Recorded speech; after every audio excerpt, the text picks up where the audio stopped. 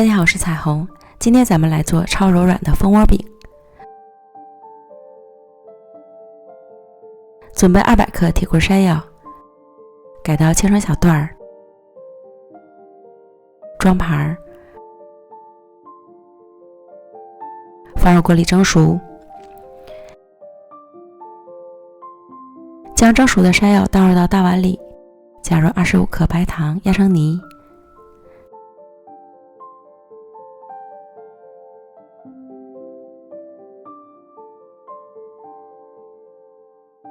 再往里面加入580克清水，3颗酵母，多搅拌一会儿，使山药完全融化开。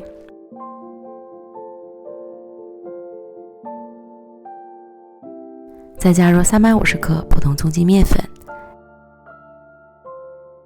再次搅匀，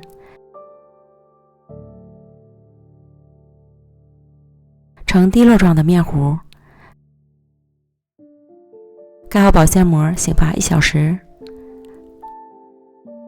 发酵好之后是满满的一盆，里面充满了小气泡，搅动排气。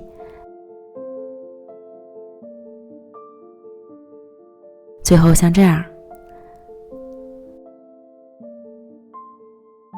不粘锅开中小火预热，舀入一大勺面糊，让它自然滴落成圆饼。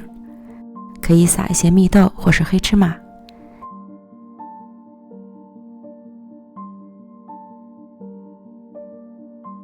煎至表面充满了气孔，并且已经定型，给它翻个面儿。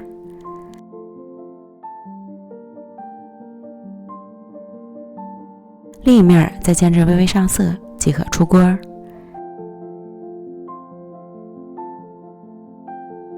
超柔软的山药蜂窝饼，绵软又温柔，它不仅柔软，吃起来还筋道弹牙，甜丝丝的，特别适合老人和孩子，一款不会翻车的美食。喜欢的朋友就赶快试试吧。最后给大家个小贴士，每烙好一张饼都要给锅降温，再烙下一张，这样烙出来的饼的形状才会更好看。美食天天更新，咱们明天见，拜拜。